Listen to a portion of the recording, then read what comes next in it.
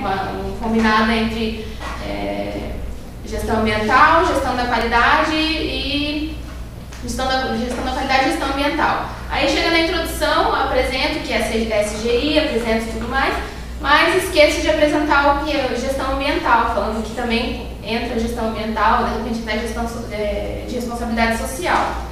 Esqueço de apresentar isso, apresento só o que é SGI. Aí depois a pessoa vai ficar perdida, ela vai só descobrir o que é realmente, o que contém o SGI, o que faz parte do SGI lá quando ela vai ler o referencial teórico sobre o SGI. E isso empobrece um pouco o trabalho e dificulta o entendimento do leitor. A introdução ela tem que ambientar o leitor já com o seu trabalho. Ele não pode ficar em dúvida sobre, mas o que será que esse trabalho vai tratar lá no meio, no final? Então a introdução ela tem que apresentar todos os tópicos importantes. Se vai falar sobre gestão da qualidade, gestão ambiental, eu tenho que apresentar um pouco de gestão da qualidade e gestão ambiental. Se vai ser a integração desses dois, apresento também a integração dos dois. Todos esses macrotópicos, os tópicos principais, né, que estão ligados ao tema do trabalho, eles têm que ser apresentados na introdução, tá? Já para ambientar o leitor. E até para convencer ele, né, para falar, você realmente quer ler esse artigo? Vou falar sobre isso, sobre isso, sobre isso. Daí ele se convence ou não se vale a pena seguir lendo o trabalho. Isso já começa a ser feito, na verdade, lá no resumo, né, que o resumo ele fica acima da introdução. Então o resumo já tem esse poder de convencimento, mas depois do resumo vem a introdução. Então ela é bastante importante para convencer o leitor se vale a pena ler ou não o trabalho. E no final vem então o objetivo e a questão de pesquisa, tá? Alguns trabalhos também apresentam a estrutura do texto que vai ser apresentado, exatamente para já deixar o leitor confortável. Eu sei que então vai ter, após essa sessão, vai ser apresentado o referencial teórico sobre gestão da qualidade e gestão ambiental. Na sequência vai ter o método do trabalho e posteriormente a análise e discussões dos resultados, fechando com as conclusões e referências. Ou seja, já no final da introdução eu já tenho um overview de como que vai ser aquele trabalho, tá? Então o leitor já fica confortável. Se ele quiser ir direto para análise e discussões, ele já vai, porque isso pode parecer óbvio, mas tem alguns artigos que têm sessões um pouco diferenciadas, né? Principalmente a parte de resultados e discussões, às vezes varia um pouco, às vezes resultados e discussões é dividido em 3 sessões, né? Dependendo de como for organizado o trabalho. Então essa estrutura aqui já permite, né, a pessoa já ficar ambientada com a estrutura do trabalho. É bem comum de ter isso daqui, essa estrutura. Então aqui peguei um exemplo, né, nosso professor Otávio, o artigo dele, de 2010, sobre gestão ambiental. E eu peguei a introdução aqui para mostrar um pouco sobre essas coisas que eu falei para vocês, né, os links, enfim. Aqui, vamos ser bem objetivo, né? Observar que ele começa no primeiro parágrafo falando sobre a competitividade, a globalização, a competitividade das empresas, tem levado ao quê? Elas buscarem cada vez mais lucro, mas isso também tem sido cada vez mais importante se preocupar com o meio ambiente por conta da consciência dos consumidores. Daí veja aqui que só nesse primeiro e segundo parágrafo tem um link entre competitividade e lucro, né? Aumento da competitividade, preocupação com o lucro, que daí ele já faz um link com o meio ambiente, tá? Ele fala, mas cada vez mais importante, o meio ambiente também tem sido colocado em pauta. Mas antes de falar, ele precisava falar sobre meio ambiente no segundo parágrafo. Antes disso, ele fez falou alguma coisa sobre lucro para linkar com competitividade, que é o assunto do primeiro parágrafo, tá? Se vocês lerem ali, vocês vão ver que ele fala dessa forma. Depois do meio ambiente, ele vai falar de certificações. Aqui, ó. Vai falar das certificações. Certificações ISO, no caso, tá? E dá um foco já no Brasil, que essa é a delimitação desse artigo, tá? É ISO 14001 em empresas brasileiras. Então ele já chama aqui, ó, Brasil, na introdução. A delimitação é algo também que está presente. A delimitação da pesquisa ela está presente na introdução também, tá? Nesse afunilamento. Fala do mais global e vai afunilando até o mais específico. Terceiro, vai falar sobre poluição do setor industrial, que é setor industrial, delimitação também do artigo dele, tá? E ele fala que o setor industrial é um dos mais responsáveis pelo aumento na poluição, tá? Então ele já fala da poluição no setor industrial, que vai fazer link com o que do parágrafo anterior? Meio ambiente, tá? Meio ambiente, poluição, então já está linkado aqui também.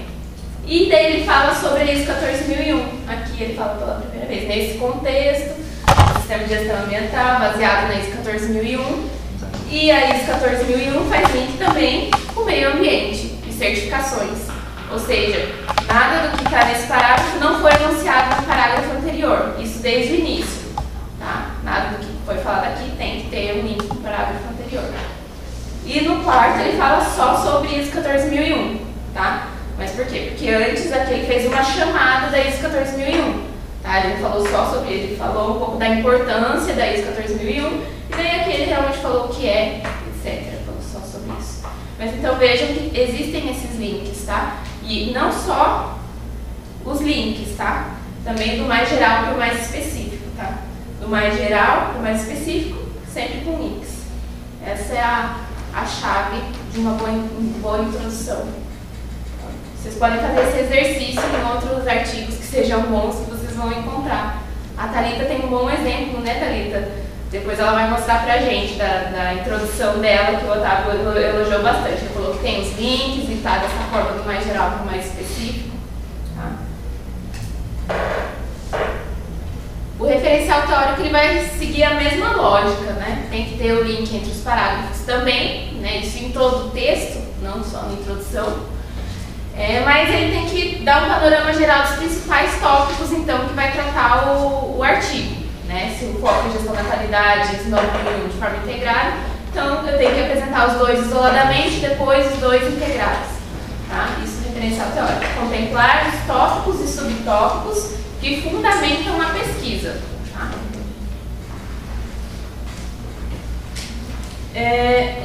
Aqui, principalmente na nossa área de gestão, algumas questõezinhas que são interessantes e que orientam bastante o desenvolvimento do referencial teórico é responder o que é, para que serve, benefícios e dificuldades, como pode ser implementado. Por exemplo, uma ferramenta, o Lean. O que é? E para que ele serve? Quais os benefícios e dificuldades de implementar essa ferramenta?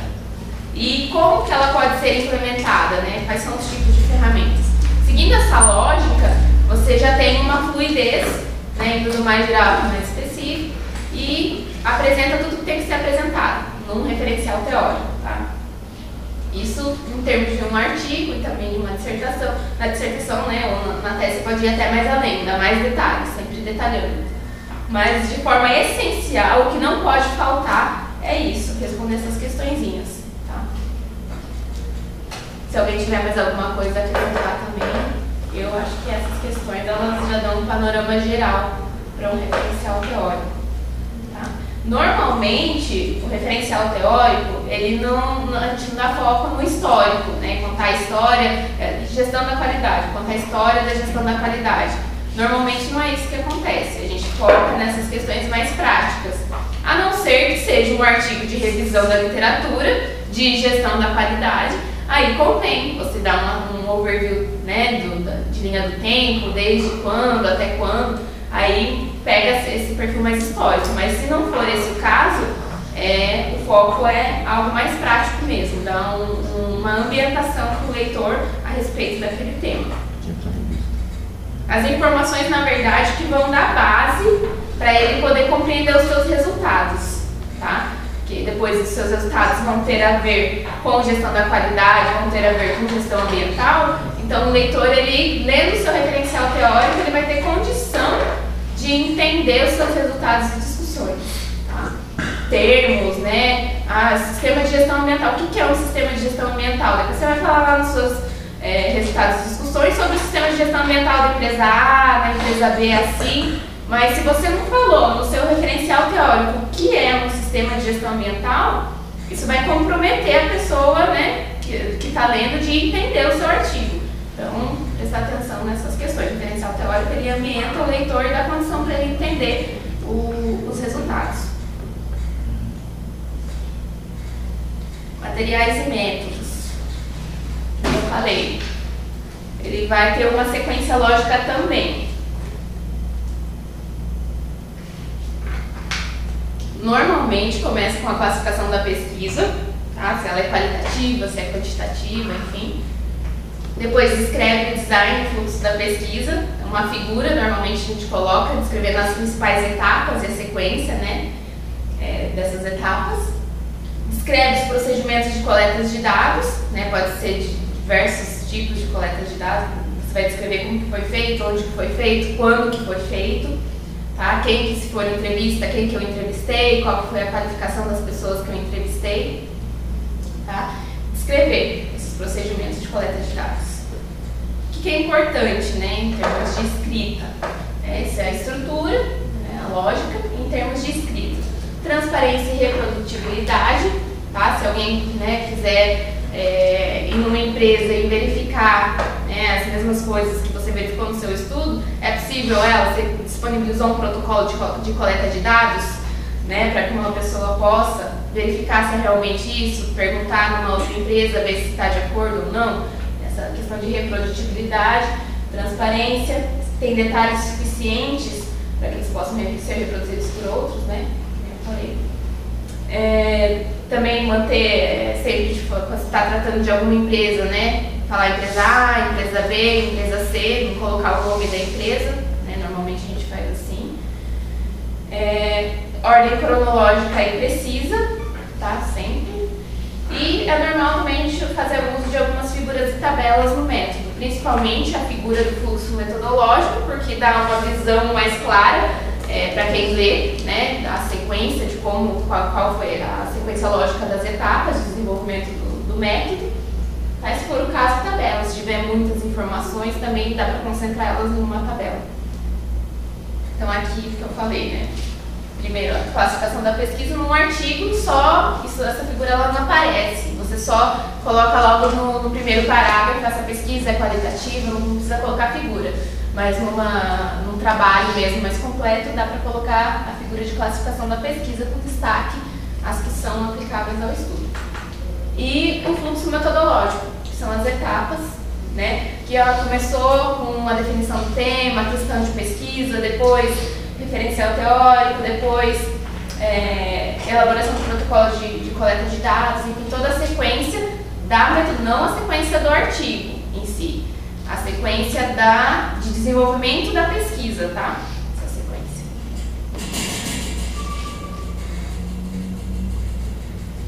Então aqui um exemplo dos materiais e métodos, né, que a gente observa que a gente tinha falado dos tempos verbais, né? Olha lá. Was used, passado.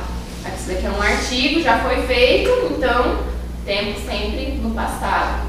Tá? E ele começa aqui falando were answered, também no passado. E descreve, né, em detalhes quem que foi entrevistado, de que forma que foi entrevistado, quantas questões tinham no protocolo. Aqui nesse caso desse artigo, ele apresenta o protocolo de coleta de dados no final.